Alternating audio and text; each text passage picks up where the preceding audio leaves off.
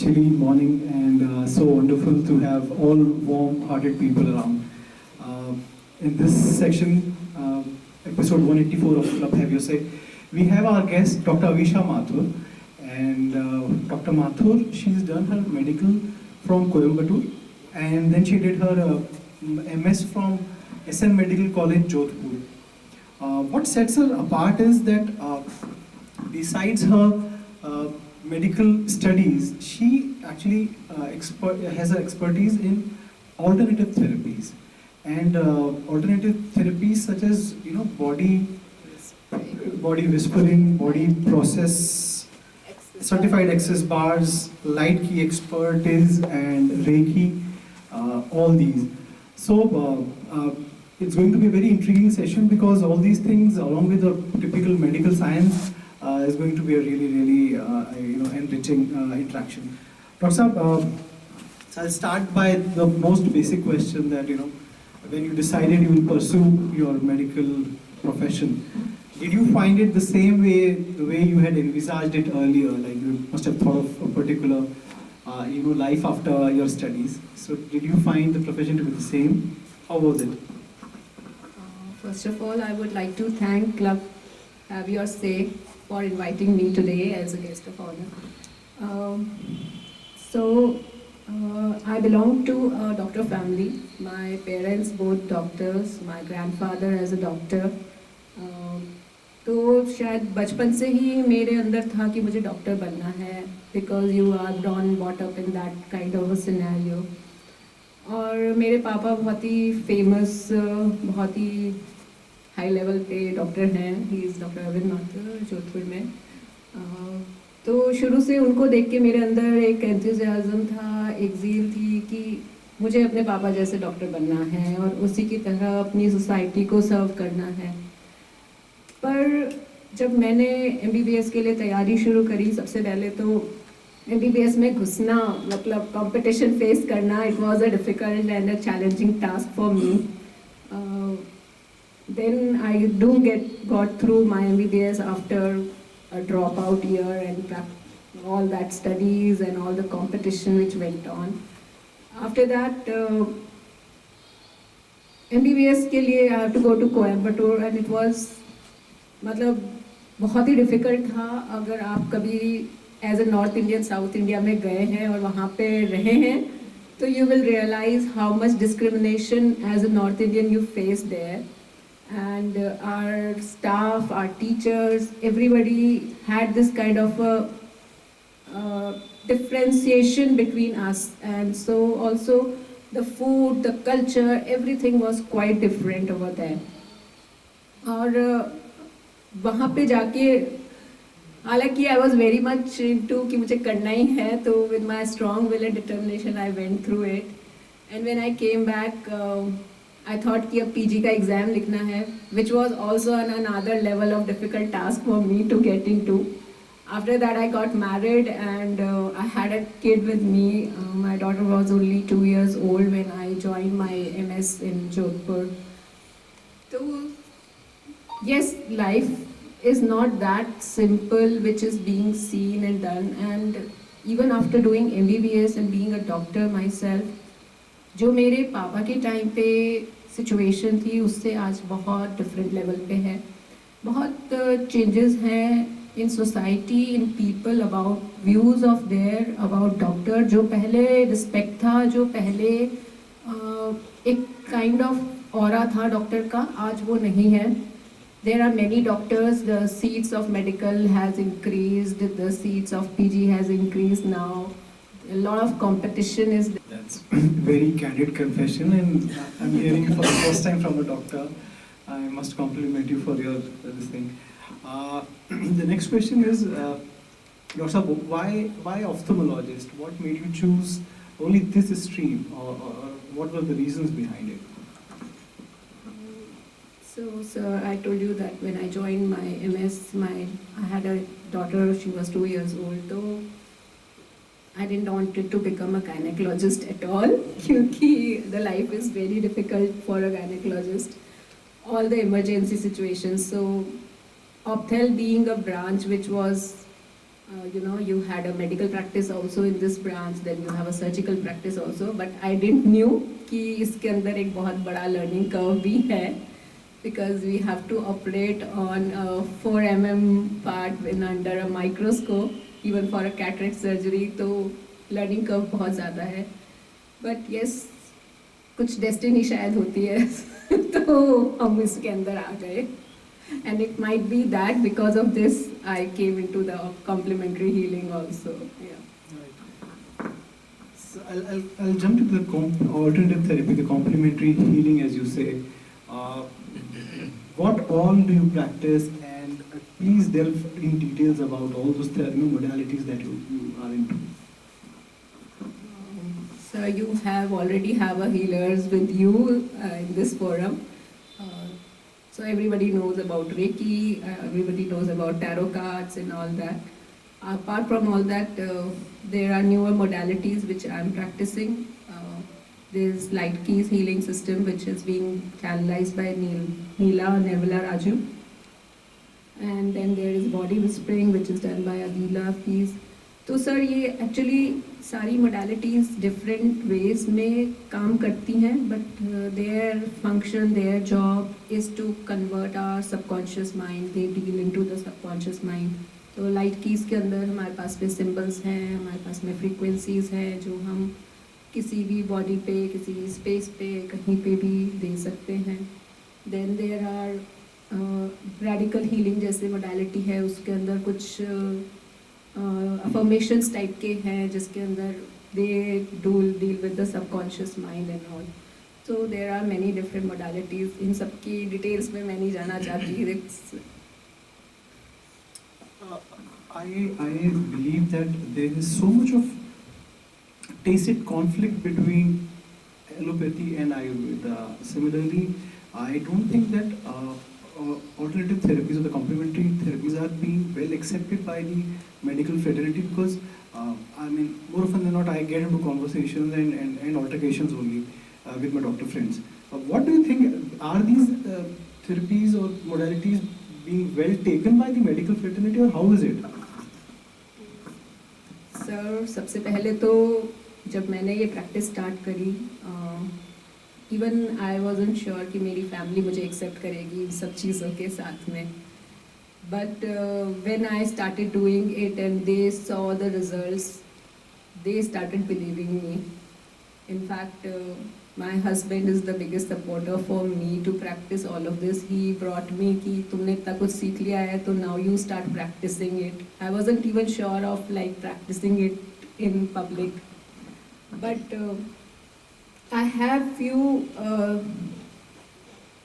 जिसे कह सकते हैं कुछ मेरे साथ में incidences हुए. उसके बाद में मेरे colleagues also started believing in all of this, and ऐसे ओपनली शायद वो एकदम से ना कहें, but undercurrent they do say कि yes what you are doing is correct and all.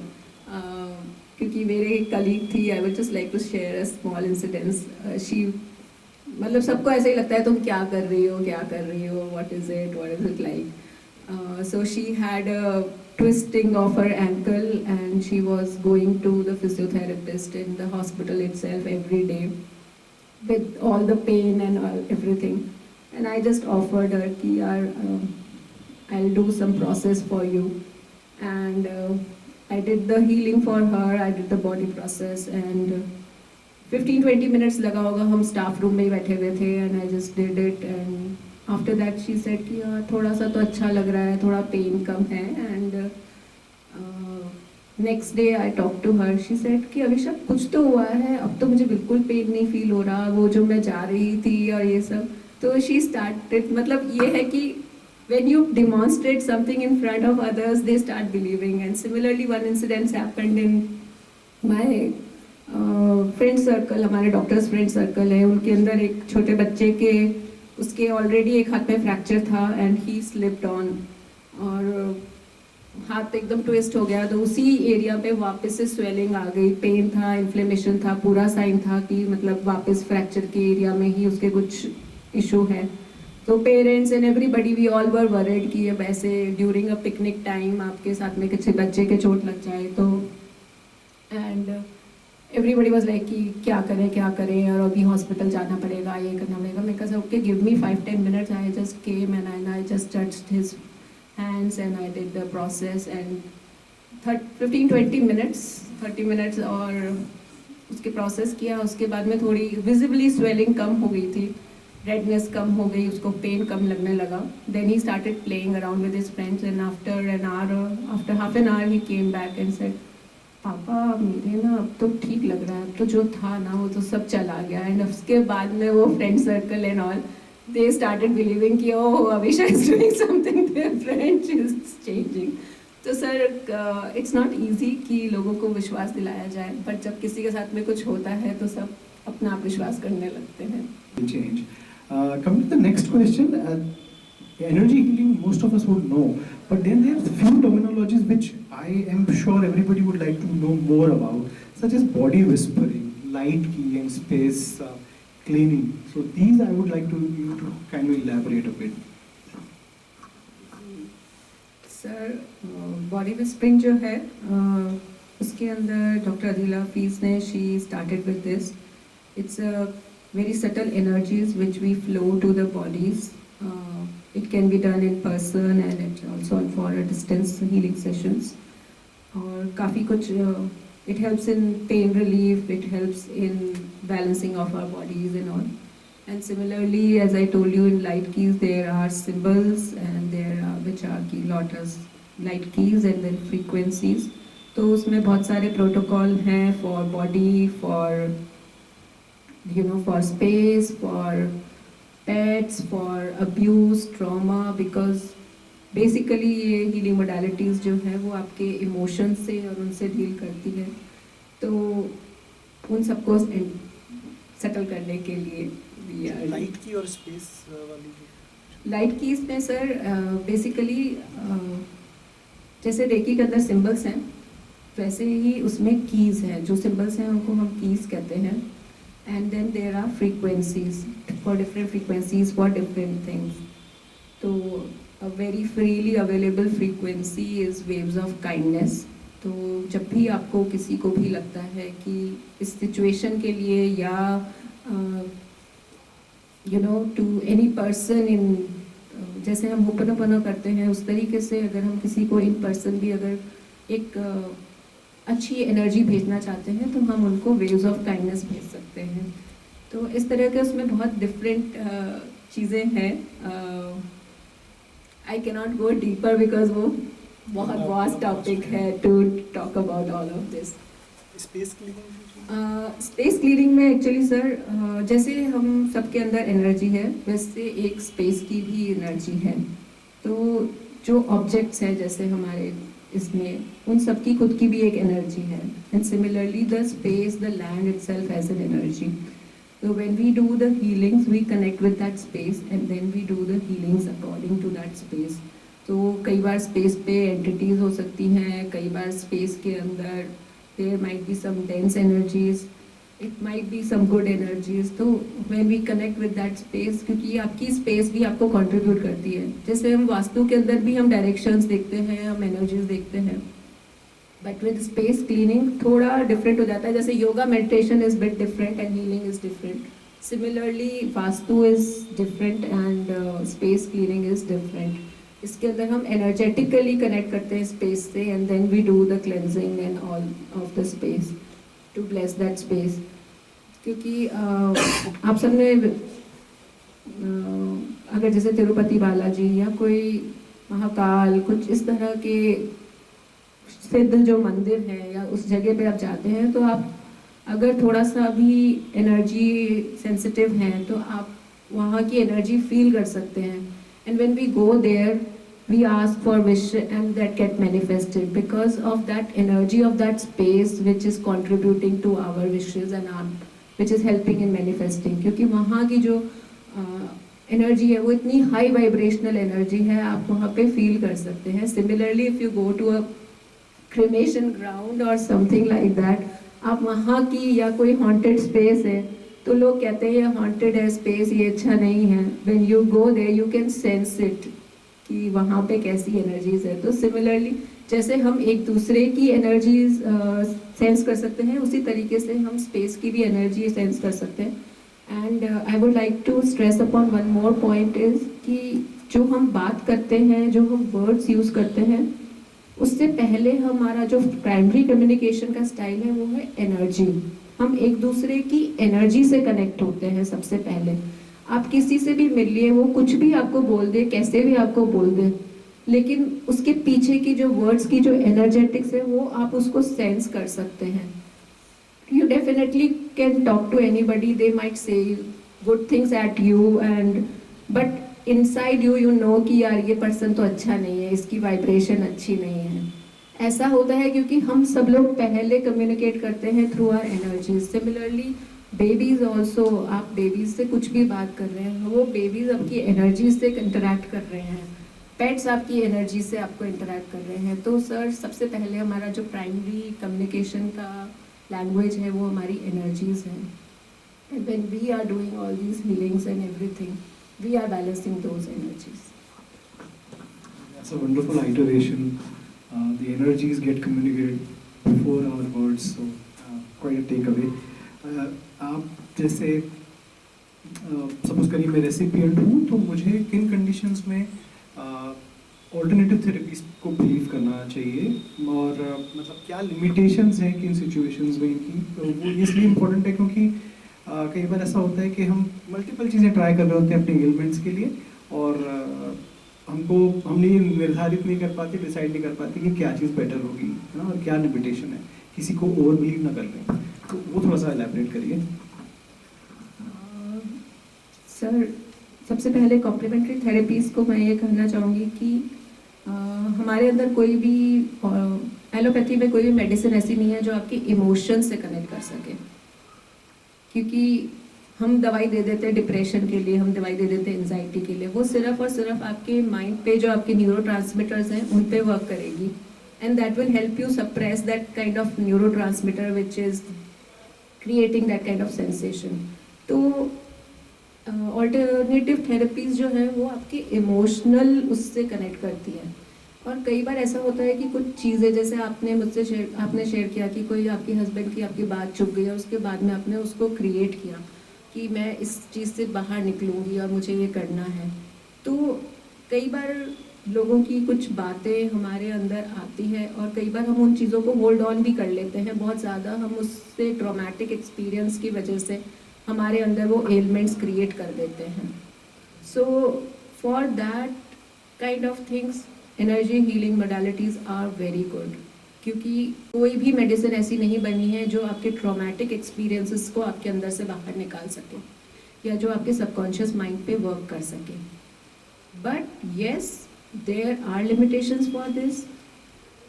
अगर आपको कैटरैक्ट हो गया है, अगर आपके चेस्ट पेन हो रहा है, आपको स्ट्रोक हो गया है, इन सब चीज़ों के अंदर आप अपनी लाइफ को आपको पहले बचाना है, जिसके लिए आपको एलोपैथी की ही शरण में जाना पड़ेगा।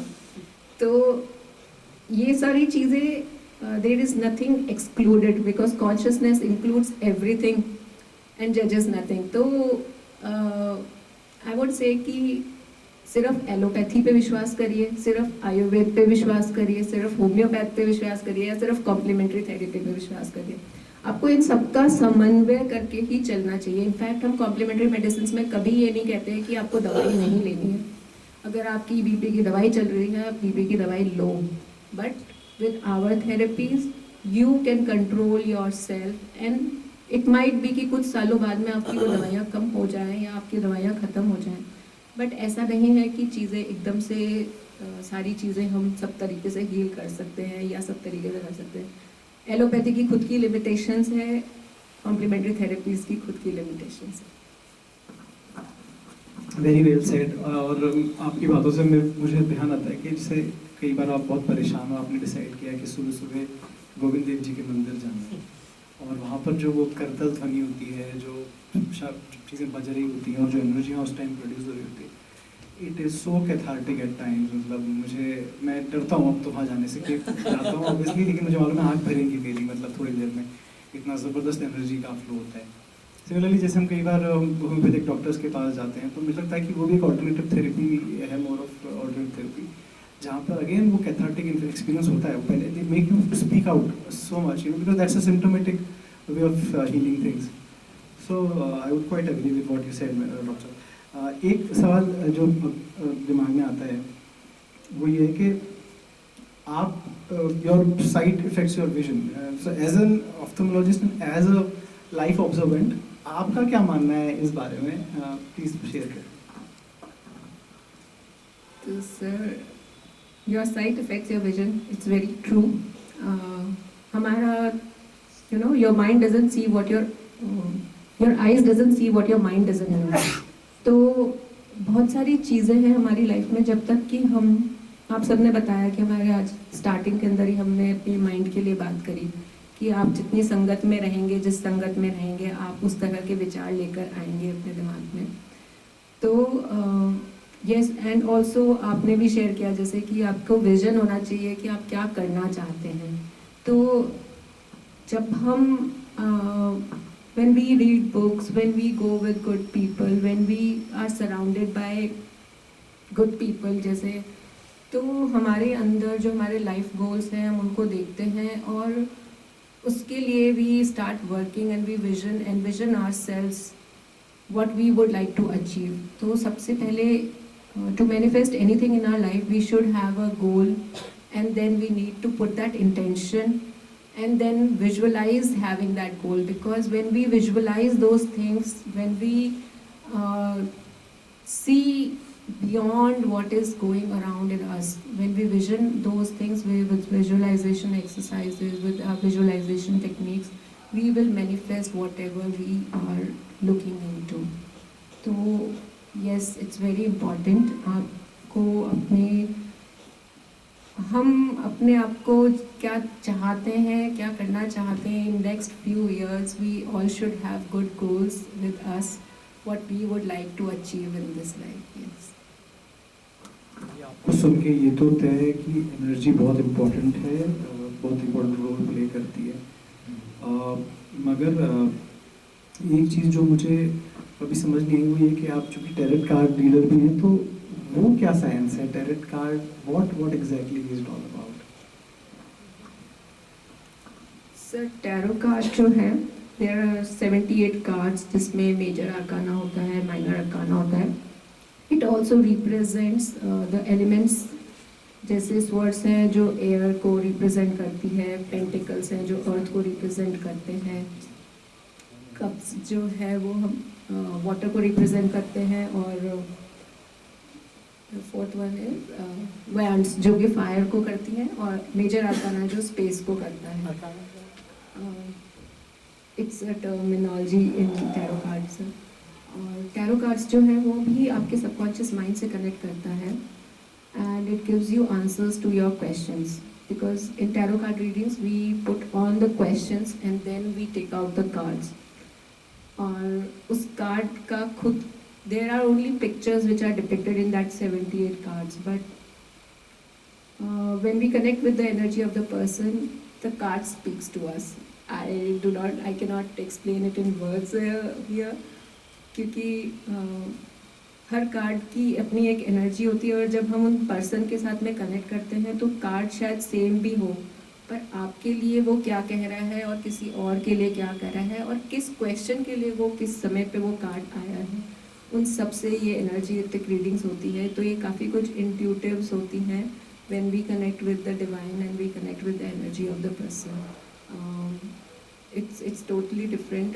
Even I had one person, she was being referred to me by a doctor friend and her sister was there, और उसकी मैंने टैरो कार्ड रीडिंग करी and she had some issues, और उन्होंने मुझे ऐसा कुछ बहुत घुमा फिरा की चीज़ें बताई थी कि मेरे घर में कुछ ऐसी प्रॉब्लम चल रही है और ये है, और मैं डिप्रेशन में हूँ पिछले 4 साल से। और and when I took out the cards and I said कि आपके हस्बैंड कहीं मतलब किसी पार्टी में गए, वहाँ पे उन्होंने किसी लोगों से कनेक्ट किया और दे डिड समथिंग, और उसके बाद से आपके हस्बैंड का और आपके बीच में अच्छा नहीं चल रहा है।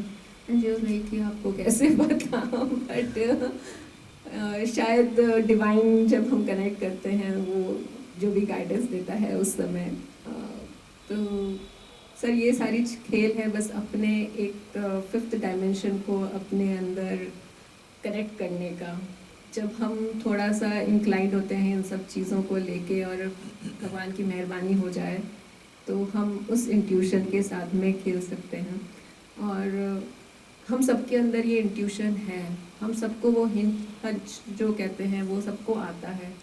मैं भी शायद पहले से ही बचपन से ही थोड़ी बहुत इंट्यूटिव रही हूँ। मुझे थोड़ा बहुत सेंस हो जाता था कि आई वोंट से कि for everything but I had few things in my mind कि ये सब तो मेरे साथ में होगी ही होगी, और वो सब हुई मेरे साथ में। तो आप सबको एक हंच और वो जो इंट्यूशन जिसे कहते हैं सबको होता है, पर जब धीरे धीरे हम प्रैक्टिस करते हैं इन सब चीज़ों को लेके तो definitely you can connect. It's not कि मैं कर सकती हूँ आप नहीं कर सकते, it's only a game of practice. What should all of us do in our daily routine to take care of our eyes? Here I just like to share one analogy. There's a book by Sunil Gavaskar called Sunny Days. उन्होंने अपनी पूरी cricketing journey पे लिखी है।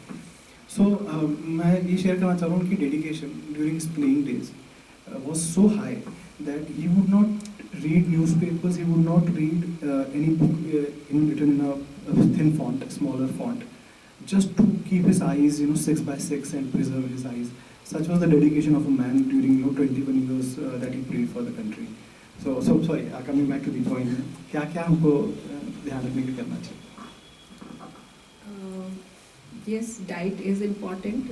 जैसे आपने कहा crates है, स्पिनच है, वो सारा डाइट तो इम्पॉर्टेंट है ही, बट आई वुड रिकमेंड कि देखिए एट एज ऑफ 40 अराउंड सबको प्रेस पाइपिया होता है, तो नियर विजन के लिए सभी के क्लासेस लगते हैं, उसको हम चेंज नहीं कर सकते। There might be few years difference but there is loss of accommodation and we have to keep it. Everyone should get their eyes tested at least once in a year and also for the kids, क्योंकि बहुत बार ऐसा होता है कि हमारे बच्चे जो हैं हमें पता नहीं चलता है, उन्हें पता नहीं होता है कि वो डिस्टेंस का नहीं देख पा रहे हैं, उनकी ब्लरी विजन है, दे डोंट कंप्लेन। कई बार टीचर्स को भी नहीं पता चलता स्कूल में, बट उसकी वजह से बच्चों में एम्ब्लायोपिया करके चीज़ हो जाती है जिसके अंदर लेजी आई कहते हैं, उनकी आई साइट परमानेंटली वीक हो जाती है। They don't get corrected to 6/6। तो आई वुड रिक्वेस्ट कि बच्चों का ज़रूर कम से कम साल 2 साल में आप एक बार आई चेकअप ज़रूर कराएं। सेकेंडली, अगर किसी के चश्मा है तो वो अपना चश्मे का नंबर ज़रूर जांच कराए, 6 मंथली 1 ईयरली एटलीस्ट। और अगर कोई हाई मायोपिक है जिससे कहते हैं कि माइनस का बहुत बड़ा चश्मा है किसी के, बच्चों में या बड़ों में, उनको भी अपना फंडस टेस्ट कराना चाहिए, आइज़ को डायलेट करा के फंडस टेस्ट कराना चाहिए, रेटिना चेकअप कराना चाहिए, क्योंकि उसमें कई बार रेटिनल डिटैचमेंट के चांसेस बढ़ जाते हैं हाई मायोपिक पेशेंट्स में। उसके लिए लेज़र और वो सब करके हम उसको रोक सकते हैं। एक और चीज़ जो इम्पॉर्टेंट है वो है अगर किसी के भी डायबिटीज़ है, हाइपरटेंशन है, उसका बहुत जल्दी असर आँखों पे पड़ता है, रेटिना पे पड़ता है। तो get yourself tested for fundus examination की। अगर आप, क्योंकि डायबिटीज़ में सबसे बड़ी प्रॉब्लम क्या आती है कि ये सारी चीज़ें आइज़ पे जो अफेक्ट कर रही है वो हमें एकदम से दिखती नहीं है, कुछ भी उसका असर ऐसे दिखता नहीं है। पर जब हम टेस्ट करते हैं तो कई बार ब्लीडिंग वेसल्स हो जाती हैं और उसकी वजह से सडन विट्रस हेमरेज हो सकता है, जिसमें आँख के अंदर खून बढ़ जाना जिसे हम कहते हैं, और वो जो है आपके विजन लॉस करा सकता है। तो we need to be careful with that. And yes, and with hypertension also sudden अगर इंक्रीज होता है तो कई बार आँख हमारी बाहर से लाल हो जाती है, तो उसके लिए हमें ध्यान रखना चाहिए, बीपी अंडर कंट्रोल रहना चाहिए। ग्लूकोमा के लिए सर प्रेशर टेस्ट कराना चाहिए after 40 years of age everyone. And if you have a family history, अगर आपके पेरेंट्स को है ग्लूकोमा या अगर आपके किसी भी first degree second degree relatives में भी है तो आपको प्रेशर आई के टेस्ट कराने चाहिए, because it's also a silent killer. It reduces the field of vision and there is a constriction of vision because of that. And conjunctivitis या कुछ भी इस तरह की बीमारी होती है तो कई बार लोग बाग ऐसे ही दवाइयाँ उठा के ले लेते हैं, कुछ पता नहीं कौन सी कैप्सूल आती है जिसको आँखों में डलवा देते हैं और उसकी वजह से भी उनके और इन्फेक्शन बढ़ जाता है। कुछ जो प्रैक्टिशनर्स हैं वो उसमें स्टीरॉइड्स डलवा देते हैं जिसमें बैक्टीरियल इन्फेक्शन में वो और ज़्यादा एग्रावेट कर जाता है। तो you need to take care of that. Thank you so much for your recommendations. And last recommendation, ma'am, any book that you would recommend? Sir मेरा तो आजकल हीलिंग को लेके ही बुक्स पढ़ने का रहता है। पहले मैं अपनी मेडिकल किताबें पढ़ती थी, तो इसमें एक द मैजिक करके बुक है बाय रोंडा ब्रांड्स जिसने सीक्रेट लिखी है। उसमें she has mentioned about gratitude practices. एक मैजिक UR8V8 करके एक्सेस कॉन्शियसनेस की बुक है for that. And the third one is love money money loves you, सारा मैक्रम की। I would recommend those 3 books. So much. So we come to the conclusion of this segment. Thank you so much for your time, and thank you everyone for patience listening. Thank you so